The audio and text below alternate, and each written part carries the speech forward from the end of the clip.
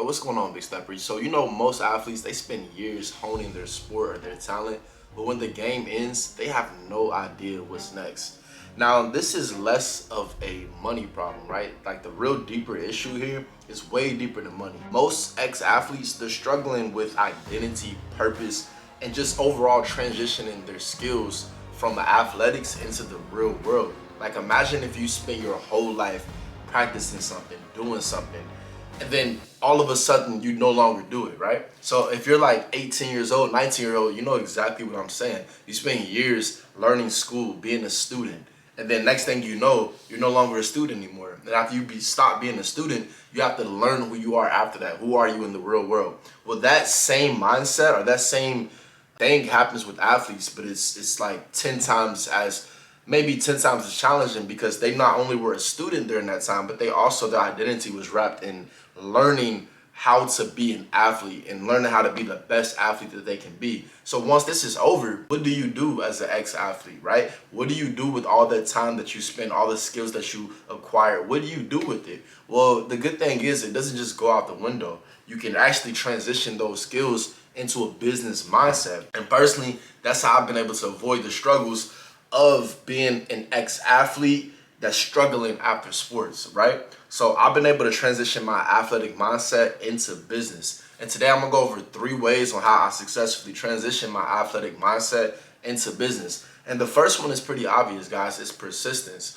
I've been able to persist through so many things. I mean, this is business aside, just through life, right? But if you're an ex-athlete, you understand that throughout a game or throughout a season or throughout a match, whatever it may be, something's going to happen that you did not plan for. That wasn't written down that, hey, if this happens, we're going to win the game or we're going to win the match.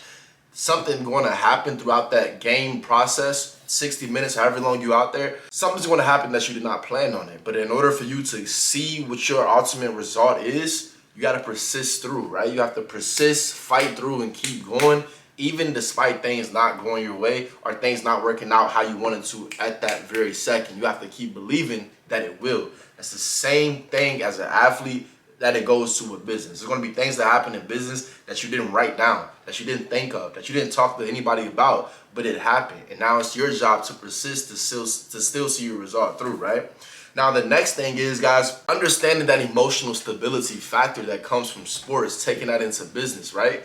I had a coach say something to me, and it really stuck with me throughout my whole life. It's never as good as it seems, and it's never as bad as it seems. We were having a bad year. Well, we're having a decent year, but we had a bad game, right? So it was like, yo, this game, when you winning the whole year, right? The winning, it's never as good as it seems, right? And then when you lose, it's really not as bad as it seems. You still have opportunity left. So it's the same thing as it relates to business, especially when you're an entrepreneur.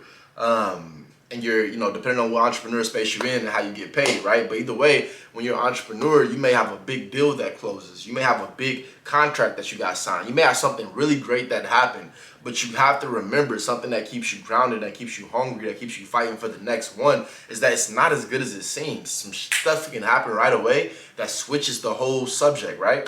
It makes it not go into your favor, that you have to end up persisting through. So being able to keep that emotional stability keeps your goals forefront of mind to where when something good happens, you're not getting so high that you're no longer committed to the process that you just were, that got you that point that made you feel that good, right? But also equally, when something bad happens, you have to be at a space where like, yo, it's not as bad as it seems. I know things look wild right now. Like, I know all this is against me right now, that it feels like all these different forces are against me.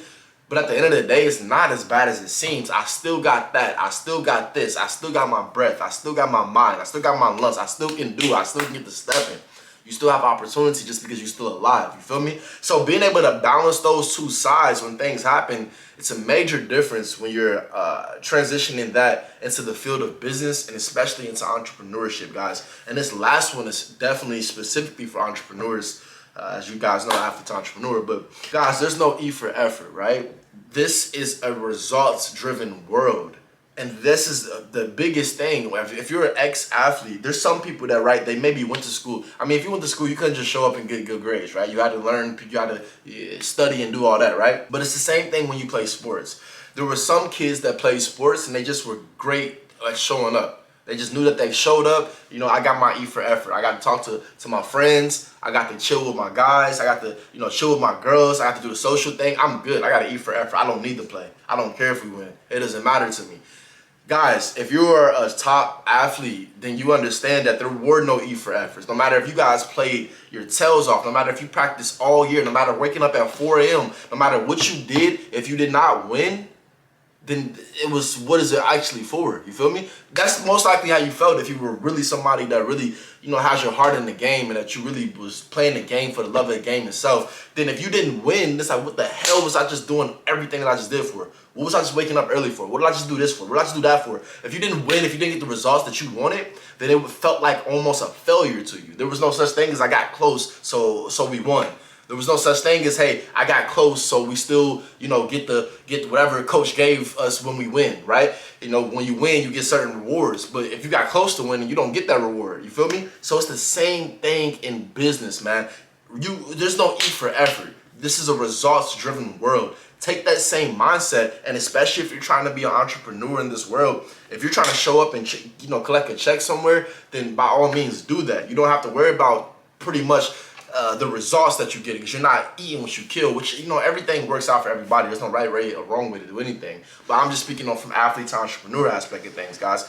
If you want to be an entrepreneur, then you eat what you kill only. You only eat what you kill. The same way, if you want to be a winner on the field, in the ring, or on the court, then you don't win just by showing up.